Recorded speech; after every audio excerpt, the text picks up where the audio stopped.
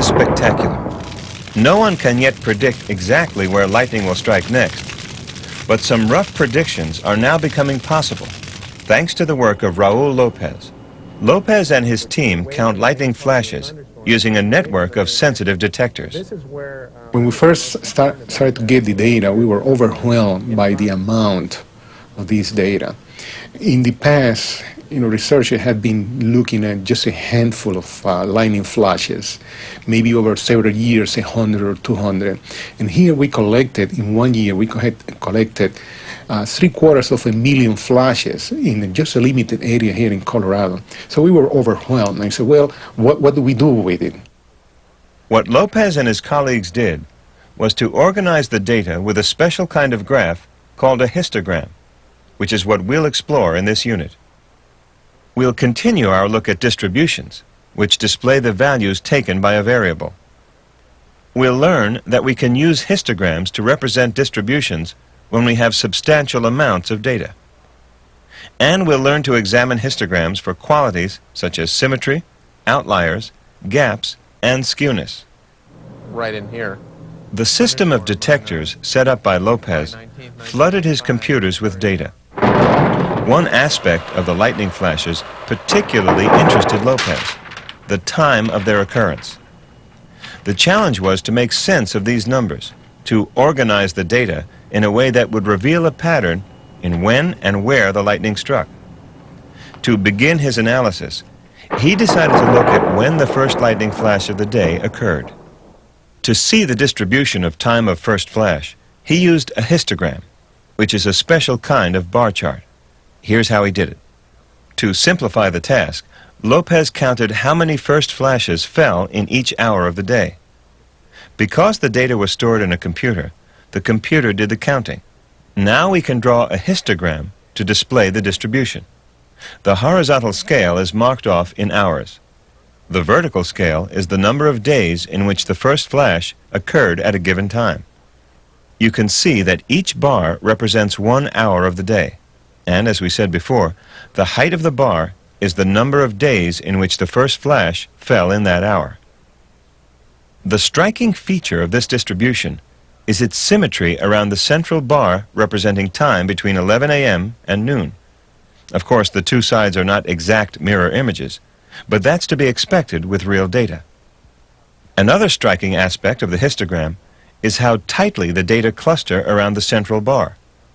The range from 10 a.m. to 1 p.m. accounts for most of the observations. This data on first flashes clearly demonstrated that in the Colorado area under study, lightning storms never began at night. Instead, they almost always began within 1 or 2 hours of noon.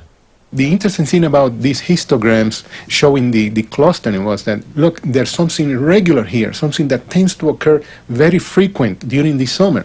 And a lot of these days, the first flashes are tending to occur at a given time. Lopez consulted with weather specialists, and they realized that the regularity of lightning flashes was linked to the rugged geography of Colorado. In summer, warm air from the plains hits the Rocky Mountains. The air cools, and storms build in a daily cycle regulated by the sun. Lopez and his colleagues also looked at the time of day when the maximum number of flashes occurred. They found a similar pattern. A peak showing that most days had the maximum number of lightning flashes between 4 and 5 in the afternoon, with a narrow spread of a few hours on either side. But this time there were also some outliers, points that fell outside the general pattern. Here, the outliers are cases where the maximum lightning flashes didn't occur until early morning. In this case, the outliers were not mistakes. They were clues that something unusual was happening. When you look at the distribution of the maximum activity, you notice that there are some that were not clustering at all, but were occurring far away from the center. You immediately tend to think about outliers and why. Those are days where you have a very strong control by your weather systems. You might have had a late front coming in during the day or a very early front coming in during the day, and overpowering the local influence, this influence that comes over and over every day that determines the clustering around a particular time. all the lightning strikes are all concentrated in one area. You can actually use the lightning in this case. While the work by Lopez and his colleagues does not allow for predictions about exactly where and when lightning will strike, it is a big step forward to more general predictions. I don't think we're at a stage where we can say that we can predict lightning, especially when it comes to predicting where it would actually hit. You see, that's a very major problem. But I think we're in a position now where we're starting to learn what are the factors that determine if a day is going to have a lot of lightning, little lightning, or be in between. I think we're at a position now where we can start saying, well, if we're going to have some lightning, probably is going to be occurring in this region of the mountains, and around the peak activity is going to occur around this time.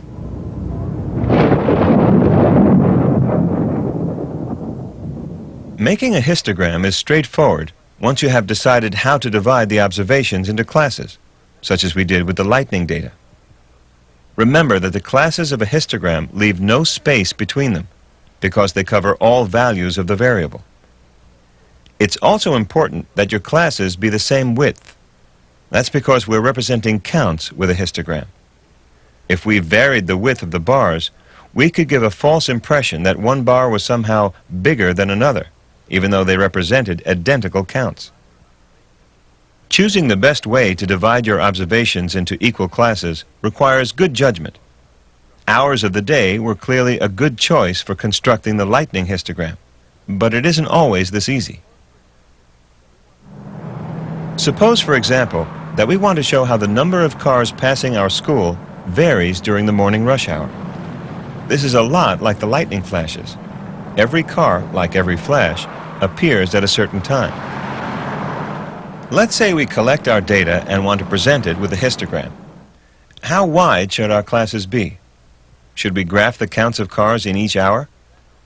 We can see from this histogram that the traffic peaks between 8 and 9, but that's not very precise. How about creating half-hour classes? That's better. How about 15-minute classes? Better yet. Now we can see that rush hour is at its worst between 8:45 and 9:15. That's information we couldn't have gotten from the other histograms because the class sizes were too large. Can we get even closer? What if we created 5-minute classes? All of a sudden, the peak is harder to see. There are too many peaks. As classes get too small, the number in each class begins to look the same. Unfortunately, trying different class widths takes a lot of time, so try to make a good choice first time around. Making histograms is one place where computers can help a lot. Computer software can make a choice of class size for us, and if we don't like the look of the histogram, we can just tell it to pick a different class size. Once we've constructed a histogram, we can immediately begin to get information from it. First, look for the overall pattern, and then look for deviations from that pattern, such as gaps or outliers. Two important types of overall pattern are symmetric and skewed. The histogram of the time of first lightning flashes was approximately symmetric. Here's a histogram that's clearly not symmetric. It shows the weekly wages of all workers. As you can see, most people earn modest incomes, while a few people are millionaires. When a histogram is lopsided like this, we say it is skewed in a particular direction. The thin end of a skewed distribution is called the tail. The direction of skew is determined by which side of the graph the tail is on. Since the tail of the income histogram is on the right, we say it is skewed to the right. Another thing to look for in the overall pattern of a histogram is spread. Some distributions, like the lightning data on first flashes, are tightly clustered, while other data, such as these data on the number of days that heart disease patients spend in the hospital, are much more spread out. In this unit, we've learned about histograms, one way to picture data so we can more quickly and easily understand them. We saw that histograms are useful when we have large sets of data that we can break into classes. And we learned that when making a histogram, we need to keep the class sizes equal. And be sure we're using class sizes that give us the most informative picture possible.